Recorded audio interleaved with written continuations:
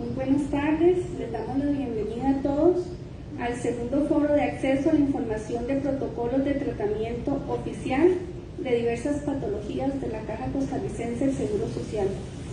Les damos la bienvenida a todos los presentes y a todos los que nos acompañan en redes sociales. Esta tarde para la Federación significa mucho tener estos espacios y poder compartir diferentes temas, de los cuales para nosotros es de gran importancia poder acercarnos y poder colaborar con toda el área de salud y poder traer estos temas para el conocimiento de toda la población. Esta tarde nos acompaña la licenciada Vivian Leal, que es la presidenta de la Federación ONGs Pacientes de Costa Rica, la cual la invito a que pase a brindarnos unas palabras.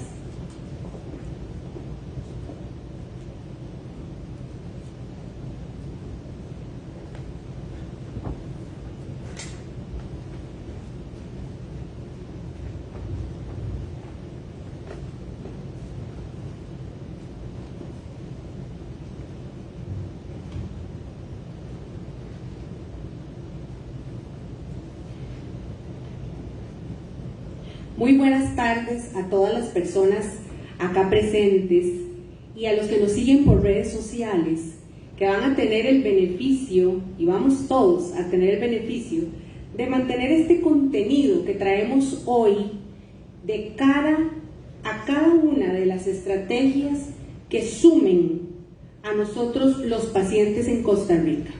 En primer lugar, quiero agradecer a la Universidad de Costa Rica por el apoyo y el espacio brindado para que estos espacios sean posibles. Espacios de participación ciudadana activa. Quiero agradecer también a la Fundación Konrad Adenauer, que siempre ha sido un aliado estratégico, apoyando estrategias en incidencia política para lograr sacar de la gaveta temas importantes, posicionarlos y entre todos sumar estrategias con fines claros. Quiero agradecer también a los profesionales en sus diversas áreas, médicas, farmacéuticas, en derecho, y a los miembros de la Junta Directiva de la Federación ONGs Pacientes Costa Rica por el compromiso y el apoyo para hacer estos espacios posibles. También quiero agradecer y sobre todo darles un reconocimiento a los estudiantes de la Universidad de Costa Rica, que dentro de sus años universitarios y dentro de su proyecto, algunos ya a final de la carrera, logran sumar esfuerzos que para la Federación son fundamentales para este tipo de encuentros.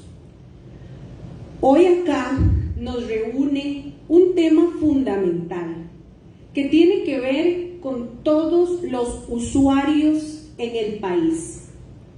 No solo paciente, trabajemos con el término usuario. Como decían los expertos, si usted se puso una vacuna para el COVID, usted es un usuario de los servicios de salud. Y vamos un poco más allá. Nos encontramos y vemos en la Federación cada día más patologías, más pacientes, más necesitados de esa atención integral que pueden y deben dar los sistemas de salud y los entes rectores en Costa Rica. Hoy en este segundo foro que la Federación ha planteado, traemos a la mesa un tema muy rico, un tema que tiene que ver con la calidad, la seguridad, la eficacia de la aplicación de los protocolos en cada una de las patologías que tenga un usuario de la salud en el país, que hoy puedo ser yo, mañana puede ser usted. Y decían las últimas estadísticas sociales que en Costa Rica, en toda familia, hay alguien impactado por alguna patología de cara, de espera y de pronta ayuda de un protocolo para darle tratamiento. Hoy yo les invito a estar atentos, porque aquí los expertos que realmente son de lujo y sobre todo que trabajan de la mano todos los días con este tema, nos van a empoderar. En el caso de nosotros, los usuarios, los pacientes, mientras más información tengamos a la mano, mientras más podamos ser agentes que sumen a estrategias en incidencia política, pues de igual forma se va a reflejar en nosotros la mejor calidad de vida. Gracias por su atención y les invito a aprovechar este espacio de aprendizaje en el cual todos crecemos. Buenas tardes.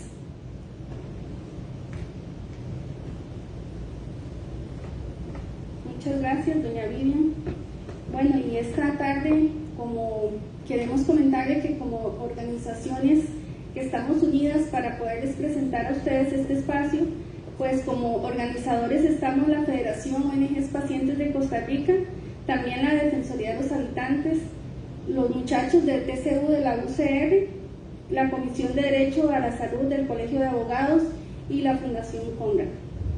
Por eso esta tarde también queremos solicitarle a la licenciada Maureen Godínez, coordinadora de proyectos de Fundación de Conrad, si nos puede pasar a brindarnos unas palabras.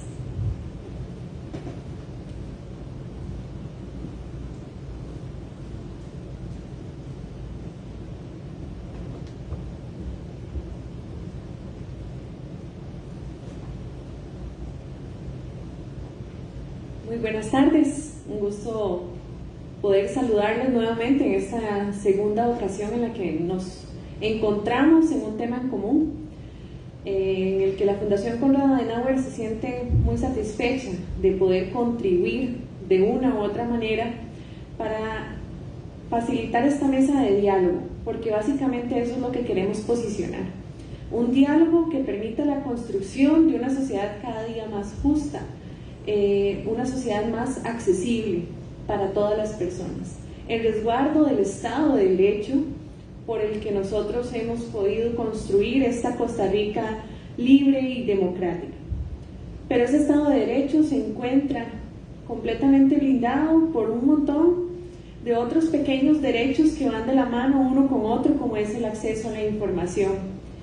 Un derecho que va vinculado a la salud, que va vinculado a muchas otras áreas de la vida de todas las personas y que es inherente para garantizar una vida plena en cada una de las personas costarricenses.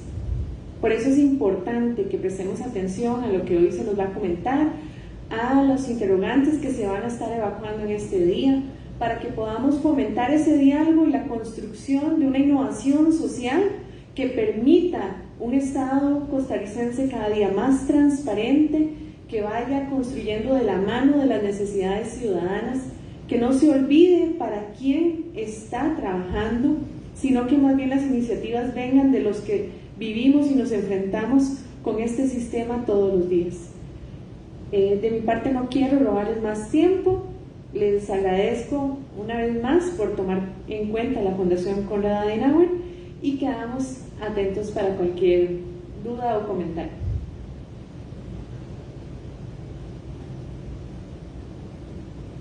Muchas gracias, doña Mauri.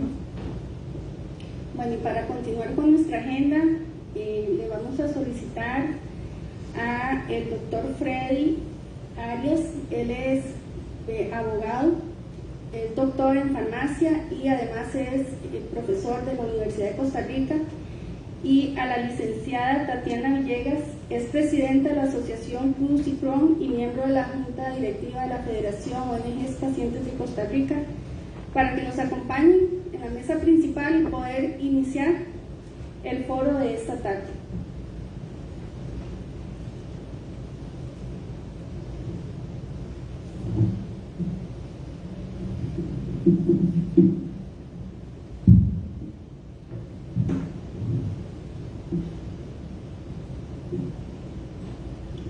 Muy buenas tardes. Buenas tardes, muchas gracias. Esta tarde queremos iniciar con algunas consultas y vamos a empezar con el doctor Freddy Arias. Doctor, ¿usted nos puede indicar qué son los protocolos de tratamiento oficial de la Caja Costarricense del Seguro Social y cómo funciona? Bueno, muy buenas tardes. Primero agradecer a la organización por la invitación para conversar de este importante tema hoy. Agradecer igual a los participantes, a la Fundación Konrad Adenauer, al Colegio de Abogados, a la Comisión de Derecho a la Salud, para conversar hoy en la tarde respecto de los protocolos de tratamiento, particularmente de farmacoterapéuticos oficiales de la Caja.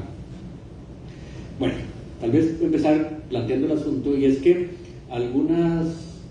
todas las patologías, todas las enfermedades normalmente requieren una forma de tratamiento que tiene que ver con la evidencia científica. Los médicos, a la hora de abordar una patología, se basan en la evidencia científica acumulada en estudios clínicos, en estudios observacionales, intervencionales, que permiten garantizar o permiten buscar la mejor estrategia terapéutica para un paciente. En el caso de una patología como cáncer, una patología como hipertensión arterial, como insuficiencia renal, en general cualquier patología requiere un abordaje, ya sea un abordaje desde el punto de vista cambios en el estilo de vida, cambios en la medicación, una estrategia quirúrgica. En general, pues hay muchas formas de abordar una patología, unas tal vez más exitosas que otras. En el caso de la farmacoterapéutica es igual. Usualmente los pacientes responden de diferente manera a los medicamentos, dependiendo de factores intrínsecos del paciente, pero también de factores de evolución de la enfermedad. Normalmente hay pacientes que requieren un tratamiento, por ejemplo, para controlar su hipertensión arterial, requieren un medicamento específico. Si aún no hay mejora de la patología, pues requiere que se adicione otro medicamento. Si aún así no hay control de la enfermedad, pues se requiere otro tratamiento. Esta escalada o cambio de medicamentos depende del criterio médico, pero además hay lineamientos, hay protocolos, hay guías de tratamiento que permiten tomar la mejor decisión terapéutica de acuerdo con las características del paciente y de la enfermedad. Esto es común, lo frecuente en los servicios de salud, públicos y privados en todo el mundo. Normalmente los servicios de salud, los hospitales, las aseguradoras y demás tienen protocolos de tratamiento de cuál es la forma, el abordaje que se hace de los pacientes en esa institución, de acuerdo con los perfiles demográficos, de acuerdo con la incidencia y de acuerdo con las capacidades también del sistema de salud para dar una respuesta o para brindar un medicamento determinado. En ese contexto, pues los diferentes países determinan cuál es la forma como los médicos o como el sistema de salud va a abordar una patología desde el punto de vista terapéutico y farmacoterapéutico. En ese contexto, la Caja Costarricense del Seguro Social, pues como prestador de servicios de salud, pues básicamente es igual. Requiere tener protocolos, requiere tener guías de tratamiento que permitan pues orientar a los médicos de cuál es la estrategia, cuál es la línea a seguir desde el punto de vista de estrategia terapéutica, y también pues, para el paciente que conozca cuáles son las formas, cuáles son las vías y la secuencia de tratamientos y cómo va a ir cambiando. En general, ese es el contexto global de qué son las guías de tratamiento, qué son los protocolos farmacoterapéuticos, guidelines que se llaman en otros países, y lo importante es que es diferente en cada país. Es diferente las guías terapéuticas, por ejemplo, europeas, con las guías terapéuticas norteamericanas, con las guías brasileñas, pues pueden guardar mucha relación, sin embargo no necesariamente son idénticas, y no necesariamente lo que aplica para una determinada población aplica para otra población de manera igual, sino que requiere los perfiles epidemiológicos de cada país y de las condiciones y los acuerdos de los especialistas que trabajan en cada institución y pues, los estudios clínicos que se generan en cada país. Muchas gracias, sumamente importante. Y quiero consultarle a Tatiana, ¿por qué es importante que exista un protocolo para cada patología en la Caja Costarricense del Seguro Social? Muchas gracias, igualmente agradezco el espacio a las diferentes instituciones que hoy unimos fuerza acá. Los protocolos de tratamiento básicamente le marcan la cancha al especialista y le marcan la cancha al comité de farmacoterapia en relación a la atención y a los tratamientos que un paciente debe de recibir según su padecimiento, y son guías que le indican al médico también cuándo, cómo, qué examen necesita, con qué secuencia y demás va a llevar este tratamiento del paciente. Es muy importante porque además le garantiza al paciente que se le va a tratar su enfermedad de manera que esté ajustado a los estándares y a las mejores prácticas ya estudiadas a nivel internacional, ¿verdad? Eso es estar a la vanguardia de las terapias y a las modalidades de atención de las enfermedades. Y además, por otro lado, otra importancia que tiene es que le va a apoyar al especialista a que puedan gestionar el tratamiento de acuerdo a su criterio y que ese criterio vaya acorde o sea, el protocolo debe ir acorde a lo que normalmente el especialista va a estar recetando para que tengan esa congruencia y no se vea limitado el especialista a tratar de la manera correcta el padecimiento sin tener los parámetros ya establecidos a nivel internacional. Es lo más importante. Entonces, la garantía del paciente que se está tratando de la manera más actualizada su padecimiento. Claro, de la manera más adecuada. Y es exactamente importante, por lo que deseo consultarle al doctor Arias, ¿qué es lo que indica la ley respecto a los protocolos de tratamiento y cuál es la realidad al respecto, doctor?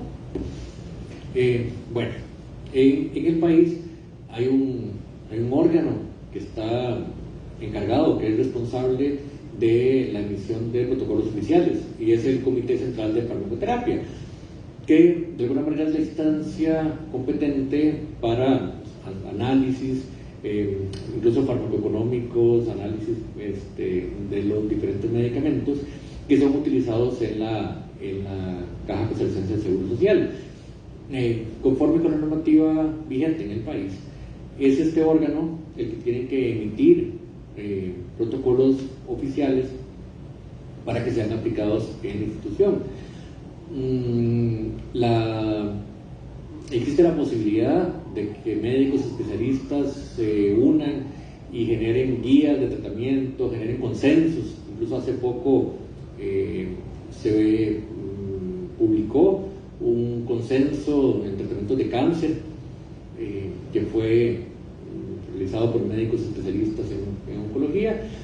Incluso una asociación médica puso de acuerdo sus miembros para hacer un consenso de cómo debería ser el tratamiento en el país. Sin embargo, esto no es oficial, sino hasta que sigan los procedimientos administrativos correspondientes y sea oficializado por parte de la institución.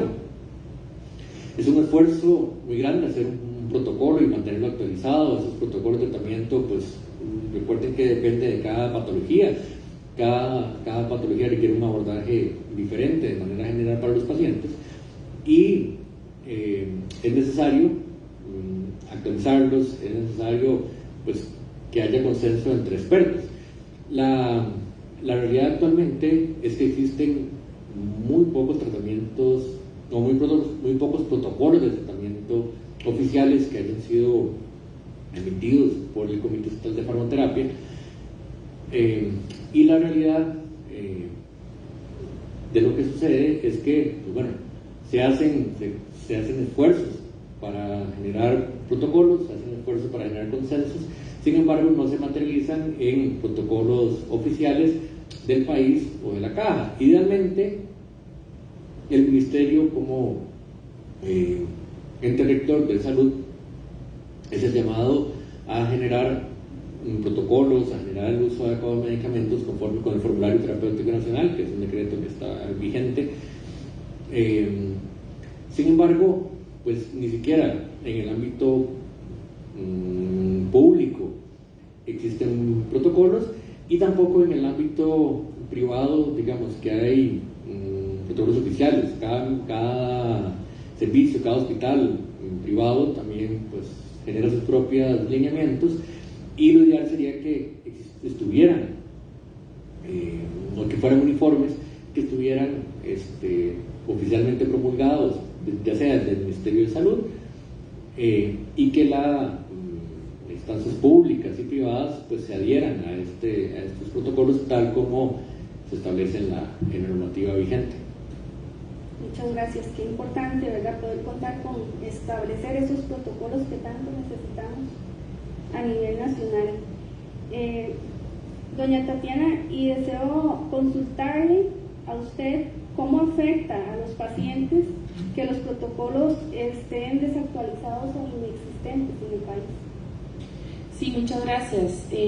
Bueno, sucede que cuando la caja mantiene estos protocolos sin actualizar, o a veces, como vos mencionas, que inexistentes, pues va a haber esa incongruencia que mencionaba anteriormente entre las recomendaciones del especialista, que realmente sí, tal vez sí se mantiene realmente actualizado respecto a las nuevas prácticas sobre un padecimiento, y pues va a chocar con este protocolo el trabajo que el especialista está realizando, y en su lugar pues va a exponer, o se ve obligado el médico a exponer al paciente a tratamientos y periodos de espera que empiezan a poner en riesgo al paciente, o simplemente procesos que ya no se usan en ninguna parte del mundo, esos ya a veces tan antiguos que entonces empieza a deteriorar de una manera innecesaria la vida del paciente.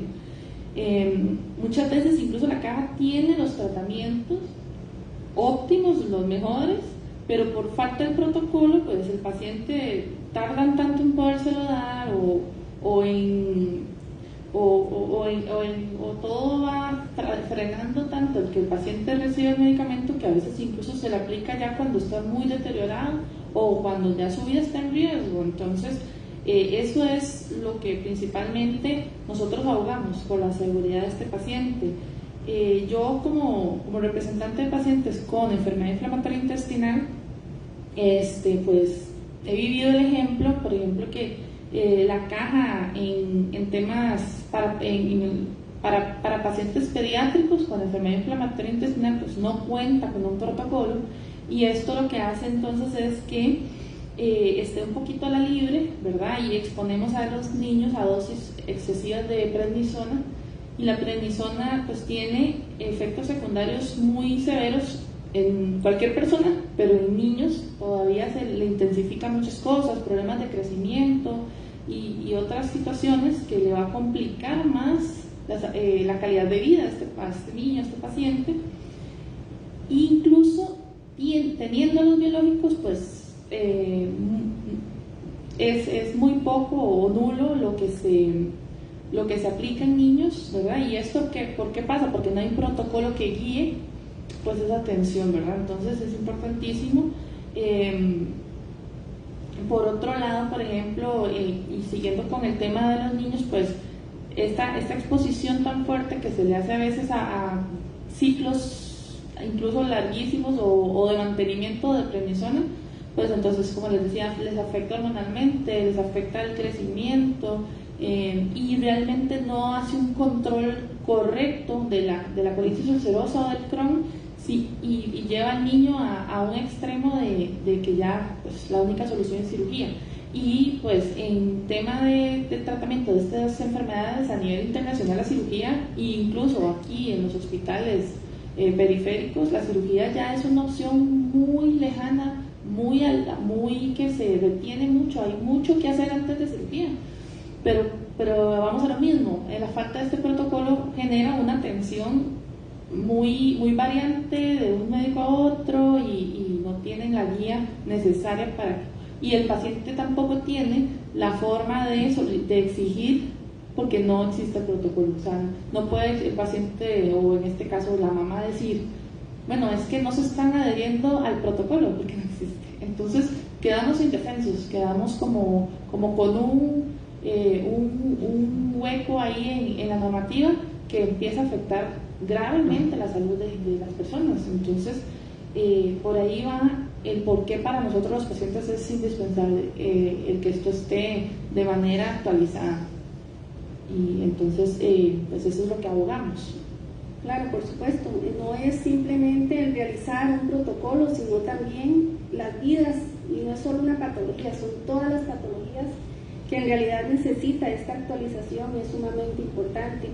Doctor, por eso deseo comentarle o más bien consultarle qué debemos exigir los pacientes con respecto al protocolo de tratamiento de una patología. Bueno, indudablemente los pacientes deberían de tener acceso a los protocolos aprobados, deberían de tener acceso a cuál es la forma como una patología va a ser abordada en el ámbito público. Y es que en el ámbito privado es posible que usted vaya a un médico, le pregunte, y si no, pues puede ir a otro médico y tiene la posibilidad de elegir diferentes alternativas, pedir una segunda opinión, puede generar ciertas estrategias que de alguna manera aseguren que sea el mejor tratamiento.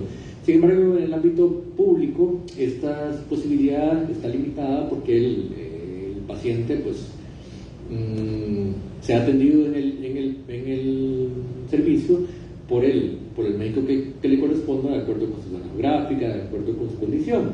De alguna manera, y por transparencia del sistema, los pacientes deberían de ser capaces de conocer esos protocolos y además, ya sea para una terapia propia, pero además para poder discutir los protocolos, la actualización, la razonabilidad de esos protocolos. En enfermedades, por ejemplo, CUSI, Crohn, endometriosis, cáncer y otras patologías, pues necesariamente debe revisarse, digamos, como decía ahora Tatiana, el llegar a una cirugía debería ser la última alternativa. Antes de eso debería haber una estrategia terapéutica, ya sea de medicamentos de síntesis, de medicamentos biológicos, de medicamentos que tienen diferente nivel de evidencia.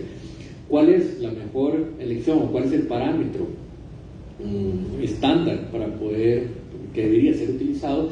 Es necesario, digamos, que se emita, que los pacientes lo conozcan y que además existan formas de discutirlo, de analizarlo y de sopesar la mejor evidencia científica. Constantemente se están haciendo estudios clínicos que generan nueva evidencia, nuevos medicamentos se descubren y eso hace cambios importantísimos en la forma como se aborda una patología. La forma de abordar el cáncer hace 10 años no es la misma forma de abordar el cáncer en este momento. Existen cambios y esos cambios deberían estar alineados con las formas oficiales de uso de diferentes patologías, de abordaje de diferentes patologías y uso adecuado de medicamentos. Es parte del uso racional de medicamentos. El no existir protocolo de tratamiento, o que existan, pero los pacientes no lo conozcan, pues evidentemente está cortando la posibilidad de los pacientes de conocer cuál es su terapia, de poder ser pacientes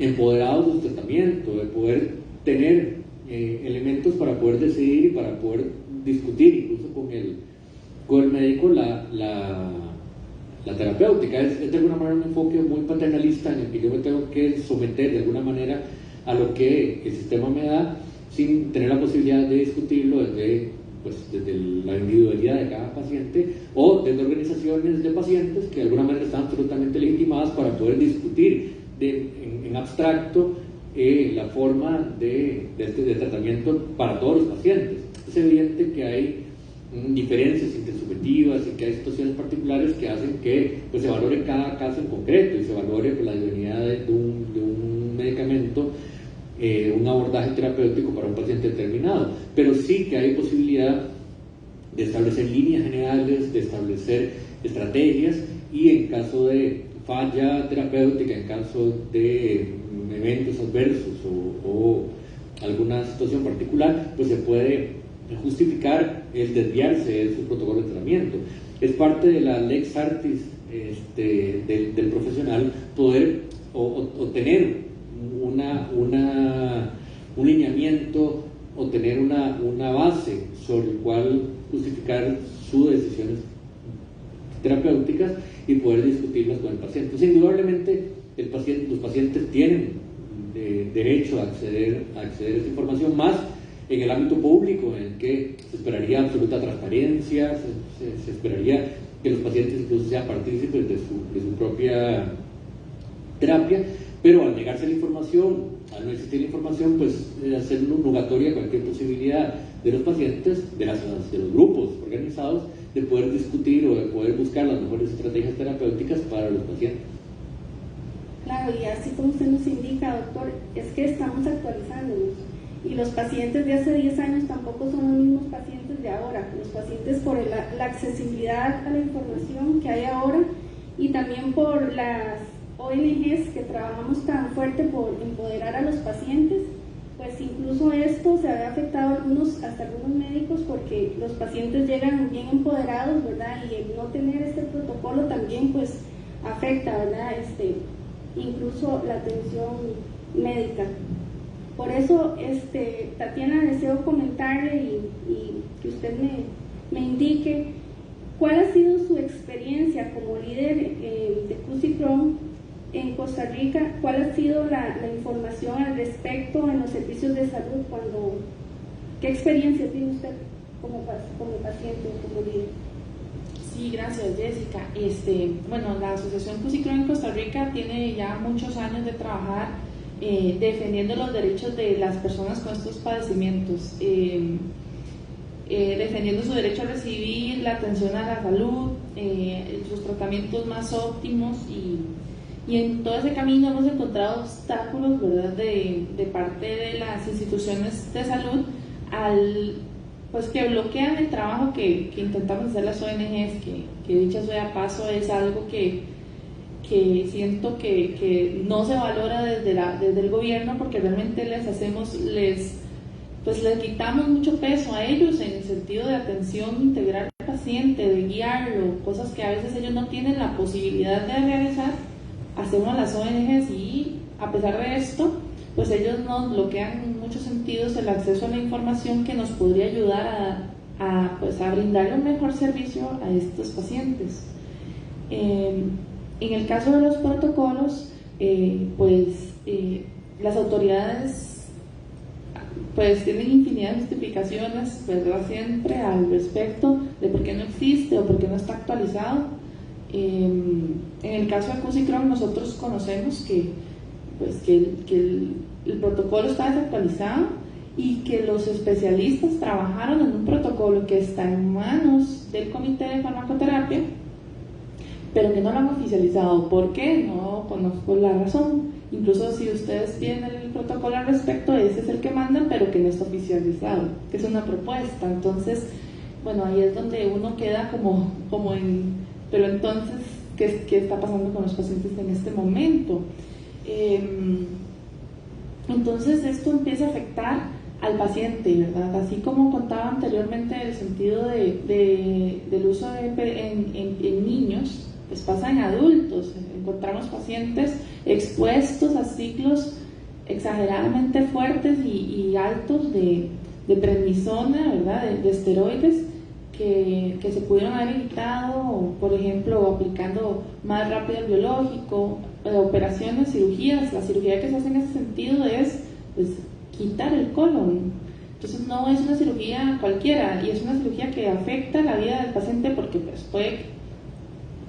puede ser una colostomía, pero también puede ser una ostomía. Entonces va a quedar con una bolsa para sus heces. Es un paciente que va a estar bien, pero que no había necesidad de llevarlo a ese extremo, ¿verdad? Entonces es urgente. Por ejemplo, yo pongo el ejemplo de QC Crohn, pues es el que yo tengo palpado y conozco más, pero pues esto pasa en muchas patologías, incluso QC Crohn son enfermedades poco frecuentes, ya aquí en Costa Rica ya no sé qué tan poco frecuentes, porque cada vez pues, es más diagnosticada, y con mucho más razón pues la caja tiene que prepararse para atender a estos pacientes, sobre todo los nuevos diagnósticos, pues los que ya tenemos algunos añitos, si hemos tenido suerte de encontrar médicos que guíen ese tratamiento de una correcta manera, pues aquí estamos, pero los que no, pues han estado expuestos a barbaridades, o sea, no hay otra palabra, ¿verdad? Entonces yo siento que sí debemos de ser más responsables en este tema y presionar mucho para que suceda, y sobre todo que entienda pues las autoridades en ese sentido cómo nosotros realmente como pacientes queremos exigir, y incluso en muchas ocasiones en el tema, normalmente ONGs por separado, o a veces la federación, pues trabajar de la mano para que esto se construya, porque esto es una construcción. Entonces pues eso es pues, la experiencia de las ONGs, y sobre todo la mía en mi trayecto, pues ya de más de 10 años en ese sentido, lo que nos hemos encontrado pues al solicitar esta información y al intentar que se actualice. Deseo agradecerles por presentar hoy este tema y poder dialogar sobre la importancia que es poder obtener esa información y esa actualización de protocolos. Es altamente importante en el país por el beneficio de los pacientes para lograr poder tener más estabilidad en las enfermedades y poder lograr el adecuado abordaje de cada enfermedad. Muchas gracias, doctor Arias y doña Tatiana, por acompañarnos esta tarde. Gracias.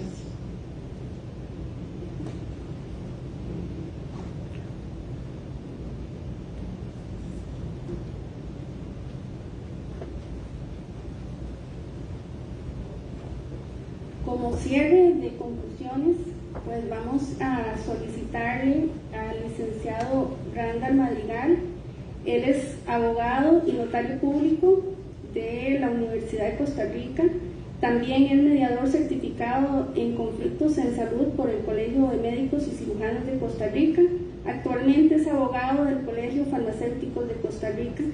Es profesor y coordinador de la Cátedra de Ética y Legislación Farmacéutica de la Universidad de Ciencias Médicas UCIMED y coordinador de la Comisión de Derecho a la Salud del Colegio de Abogados de Costa Rica. Esta tarde el licenciado Randall nos va a brindar conclusiones de data y estadísticas del país. Bienvenido, licenciado.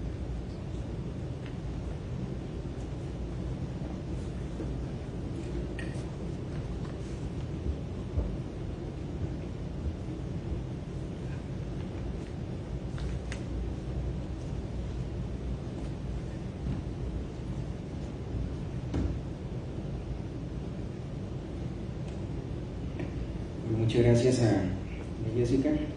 Quiero pues agradecerle a doña Vivian Leal de la Federación de ONG de Pacientes, igual saludar a doña Maureen Udines de la Fundación Konrad Adenauer, y pues agradecer y felicitar a Tatiana Villegas y don Freddy Arias por la presentación, en donde pues bajo esta interesante dinámica que se propone o que se propuso hoy, pues han abordado esta temática tan interesante de los protocolos de atención en el ámbito asistencial público, en este caso de la Caja Costarricense de Seguro Social.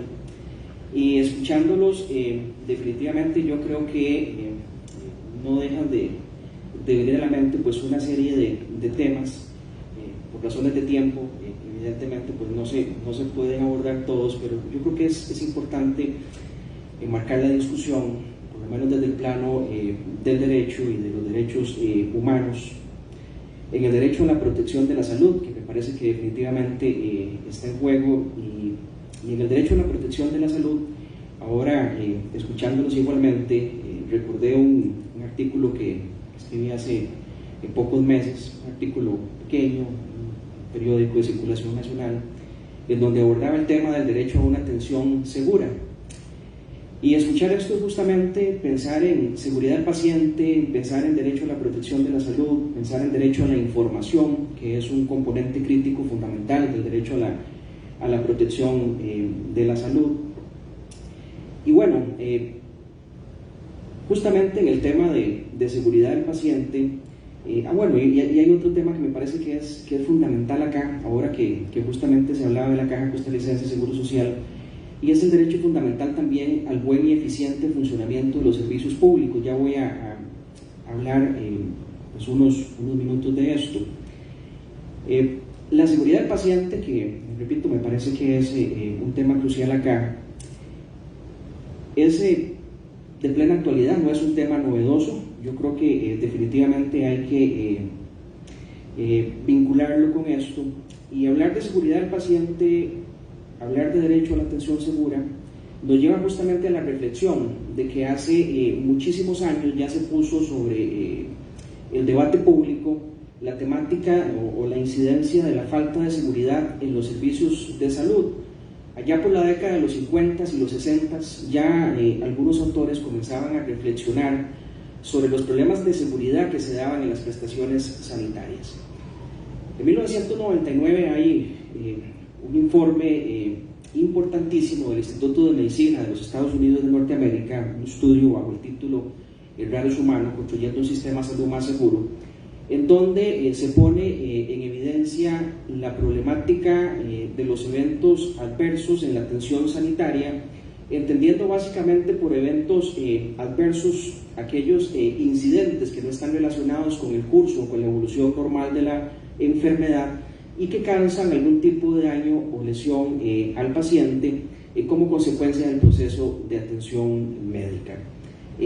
Con este estudio del Instituto de Medicina de los Estados Unidos había datos realmente impactantes de la cantidad de eventos adversos que sufrían los pacientes durante la atención en salud, y bueno, la Organización Mundial de la Salud, allá por el año 2002, consciente de esta situación, de esta problemática de los eventos adversos, pues lanza toda una iniciativa mundial a favor de la seguridad del paciente. Estos datos de incidencia de eventos adversos, que hace ya muchos años nos vienen diciendo que alrededor de 1 de cada 10 pacientes que acude a un servicio de salud sufre algún tipo de evento adverso, pues es una data que es preocupante y que se ha mantenido en el tiempo. Hay un estudio del que se hace referencia justamente en un análisis importantísimo que hace el Comité de Bioética de España referente a la seguridad del paciente, y en donde se advierte por parte de la Organización para la Cooperación y el Desarrollo Económico que se mantiene esta data, es decir, 1 de cada 10 pacientes continúan sufriendo daños por fallas de seguridad durante su atención. Es una cifra alarmante. Esto es un estudio de la OCDE bajo el título de la economía de seguridad del paciente, del análisis a la acción. Y bueno, justamente esto es lo que nos lleva a pensar en la importancia de que existan realmente, como reflexionaban ahora los panelistas, protocolos de atención que permitan sistematizar de alguna manera las mejores prácticas con base en la evidencia científica y en beneficio del paciente, del derecho a la protección de la salud del paciente, del derecho a disfrutar, que incluso también debemos verlo como un derecho humano, disfrutar del progreso y el desarrollo científico. Esto de los protocolos yo creo que apunta definitivamente muy bien con la temática de seguridad del paciente. Ahora que platicaba acerca de los esfuerzos de la Organización Mundial de la Salud por enfatizar en la seguridad del paciente, la OMS ha venido desde el año 2002 lanzando retos mundiales a favor de la seguridad del paciente. Uno de los últimos retos ha sido referente a reducir los errores de medicación en el mundo. Hay pacientes que fallecen, muchísimos pacientes fallecen en el mundo como consecuencia de errores de medicación, errores de prescripción, de dispensación, de administración de medicamentos. Y bueno, hay esfuerzos justamente orientados a esto que evidentemente pues implican protocolos, que implican buenas prácticas de prescripción, de dispensación, de administración. Hace muchos años también la Organización Mundial de la Salud dentro de estos retos bianuales que viene lanzando a favor de la seguridad del paciente, lanza un listado, por ejemplo, de verificación de la cirugía segura para evitar los errores durante los procedimientos quirúrgicos, un listado de verificación que parece ser muy sencillo, pero que es importantísimo, en donde se determinan aspectos como, por ejemplo, el confirmar la identidad del paciente, el procedimiento, el consentimiento del paciente, es decir, aspectos de previos en la realización del procedimiento quirúrgico, antes de la incisión cutánea, por ejemplo, luego de que el paciente pues ya es intervenido con el procedimiento quirúrgico, antes de que el paciente salga del quirófano. Y yo creo que todos estos esfuerzos pues hay que seguirlos privilegiando en el marco de esta atención segura, en donde igualmente pues siempre me gusta comentar que la ley nuestra, la ley de derechos y deberes de las personas usuarias de los servicios de salud públicos y privados realmente está en construcción, por llamarlo de alguna manera, es decir, le falta mucho. Hay legislación a nivel de derecho comparado realmente buena, en donde se privilegia la seguridad del paciente, tal es el caso de la legislación española, la ley de cohesión y calidad del Sistema Nacional de Salud, la ley chilena de derechos y deberes de las personas usuarias de los servicios de salud, en donde pues hay toda una referencia a la seguridad del paciente, a la temática de los eventos adversos, a la importancia de notificar los eventos adversos y siempre mantener al paciente pues claramente informado. Escuché de Freddy ahora referir a la palabra paternalismo.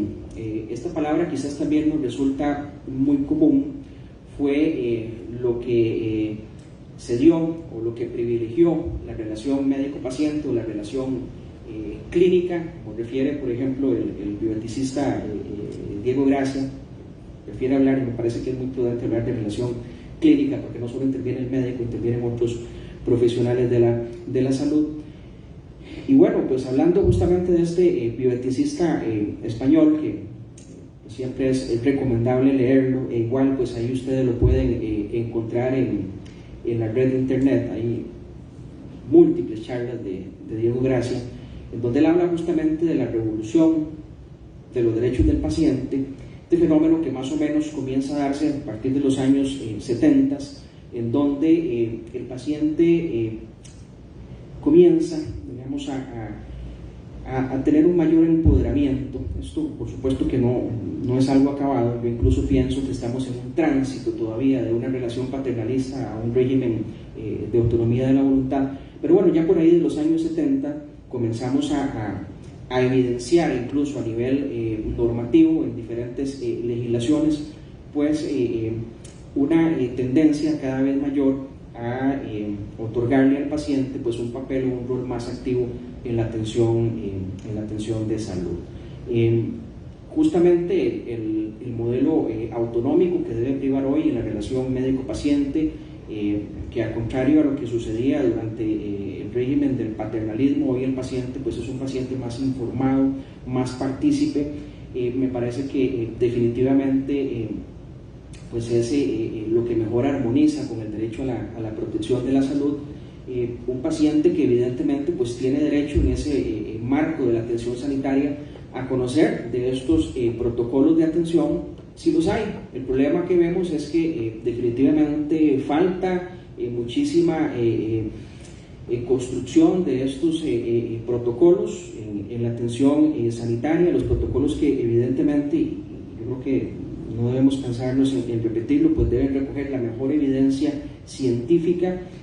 No es posible, por ejemplo, que si las mejores prácticas dictan, por ejemplo, que un paciente pues puede recibir diferentes alternativas terapéuticas o farmacoterapéuticas de previo a un procedimiento quirúrgico, pues aquí la primera opción vaya a ser la cirugía, ¿verdad? Y sobre todo pues en una situación de salud que pueda afectar sensiblemente al paciente, que pueda desmejorarle su calidad de vida. Yo creo que pues esto es un tema definitivamente de derechos humanos y en donde pues tenemos que seguir dando la lucha.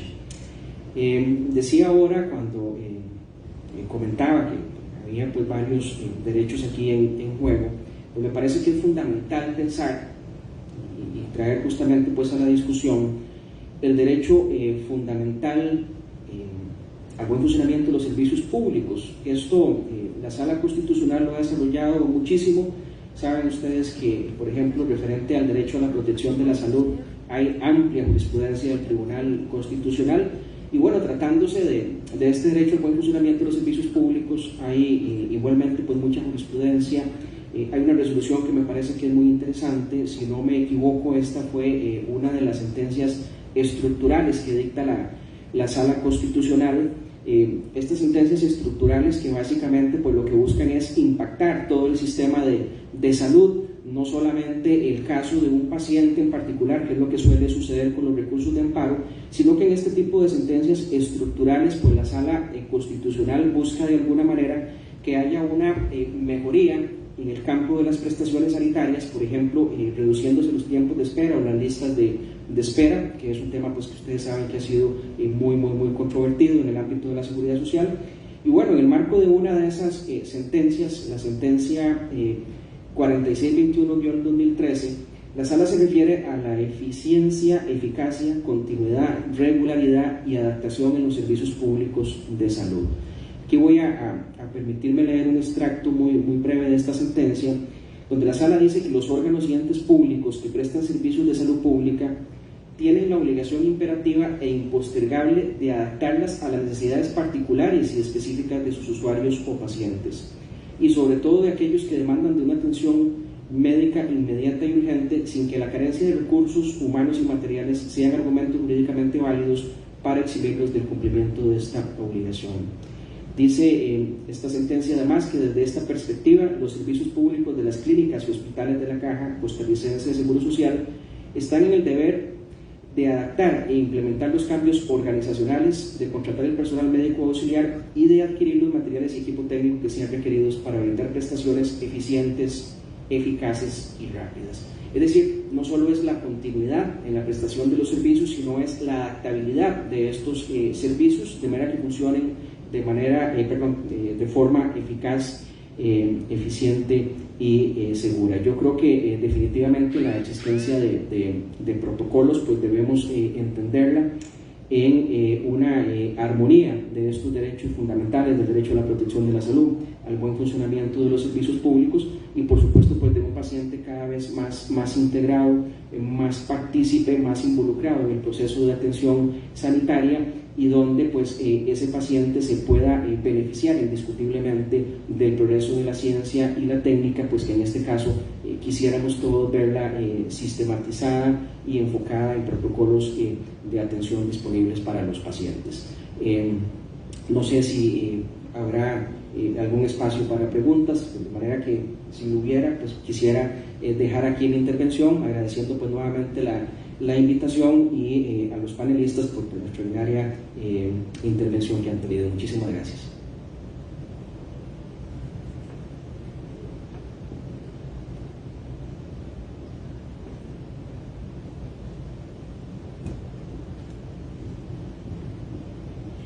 Bien, muchísimas gracias, licenciado. Y aprovechando sobre todo los datos certeros que hoy nos traes y sacas para que, de hecho, nosotros los pacientes y líderes de organizaciones, que cuando plasmamos una necesidad, viene a través de una idea, y si no tenemos datos, pues queda ahí, ¿verdad?, en una sola idea.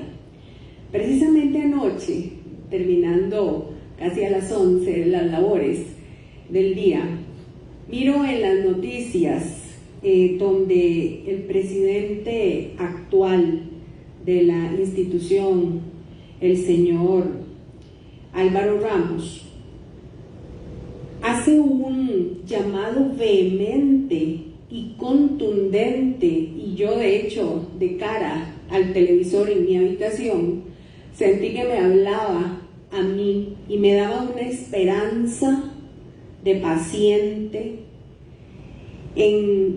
Dentro de su discurso decía que la lista oficial de medicamentos de la institución Caja Costarricense del Seguro Social no se actualizaba desde hace 10 años y que la institución de cara a esta presidencia ejecutiva se compromete en actualizar, dice que en un año como máximo esa lista de medicamentos. Realmente para mí esa noticia es una esperanza, y este tipo de iniciativas que hoy traemos, la pregunta concreta, licenciado Madrigal, es: en Costa Rica, de cara a la legislación y de cara a esa esperanza que tuvimos anoche los pacientes al escuchar una declaración de este tipo, ¿considera usted viable y que tenemos los equipos, la infraestructura, incluso la ley que nos ampara para que esto se haga una realidad? Muchas gracias. Bueno, doña Vivi, yo creo que definitivamente sí es pues una razón para estar felices, ¿verdad?, que pues, se haya dado esta noticia sobre la actualización del estado oficial de medicamentos de la Caja Costarricense de Seguro Social.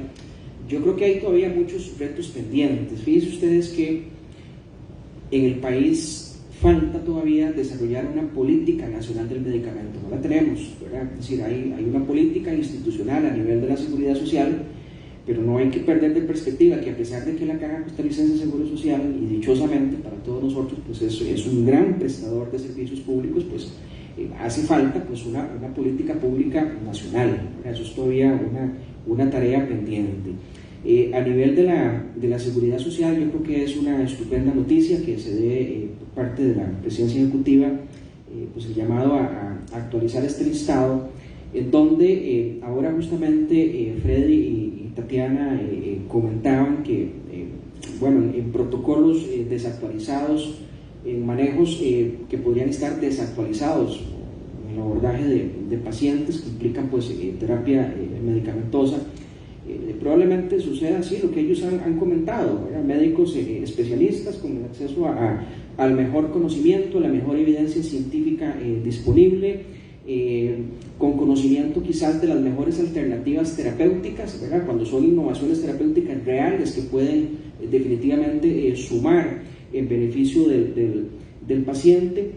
Y bueno, que ha sucedido muchas veces con el caso de la Caja Costarricense de Seguro Social, y lo sabemos, sucede muchísimo, ¿verdad?, que el médico, quien justamente la Sala Constitucional, que ha desarrollado ampliamente en su jurisprudencia el criterio del médico tratante, ¿verdad?, pues su inmediata relación con el paciente, que conoce su situación clínica, ¿verdad?, puede en algún caso, por ejemplo, determinar que un determinado medicamento, un tratamiento, una terapia medicamentosa, pues es la mejor alternativa para el paciente.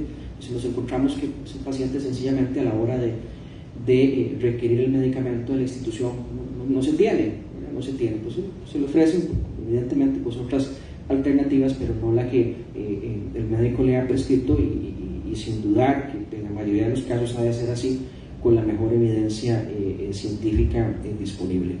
Yo creo que nos viene muy bien esta actualización del listado oficial de medicamentos, ¿verdad? Si hay un esfuerzo realmente igual por construir protocolos, por las mejores prácticas clínicas apegadas a la Lex Artis profesional, de las que se hacía mención ahorita también, pues es evidente que con todo el desarrollo científico que hemos tenido, en donde incluso ya tenemos que pasar, doña Vivian, a una discusión importante en el país con temas como por ejemplo la medicina personalizada de precisión, los medicamentos biológicos, ¿verdad?, que es algo que ya no está a la vuelta de la esquina, eso ya está, ¿verdad?, ya está, y ya es necesario ir pensándolo, ir discutiéndolo, y por supuesto que en este escenario de derecho a la protección de la salud, el que se actualice el listado oficial de medicamentos me parece estupendo. Por supuesto que eso habrá que entenderlo dentro de las posibilidades económicas reales de una seguridad social, en donde sí me parece que es muy pertinente encuadrarse en eso, ¿verdad?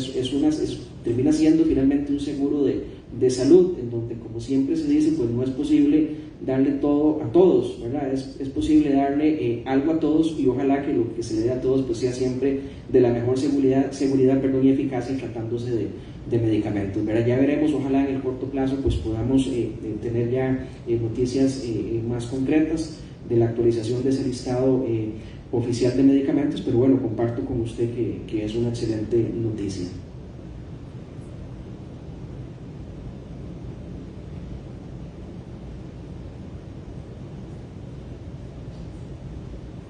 Muchas gracias, licenciado, por tan importante información. Y bueno, queremos agradecer esta tarde a todas las personas que han participado de este foro. Muy en especial agradecerle a la Fundación Conrad, a la Universidad de Costa Rica, a los muchachos de TCU, también a la Comisión de Derecho y Salud del Colegio de Abogados y a la Junta Directiva de la Federación ONGs Pacientes de Costa Rica. Deseamos informarles que la Federación ONGs Pacientes de Costa Rica somos 43 organizaciones que trabajamos en alianza para el beneficio de los pacientes para lograr acciones sustanciales y tratamientos de seguridad social. Vamos a continuar con foros, así que los invitamos a seguirnos en la página e incluso pueden buscar las diferentes ONGs en la página de la Federación y a seguir trabajando por el beneficio de los pacientes con información tan importante como la que hemos presentado esta tarde.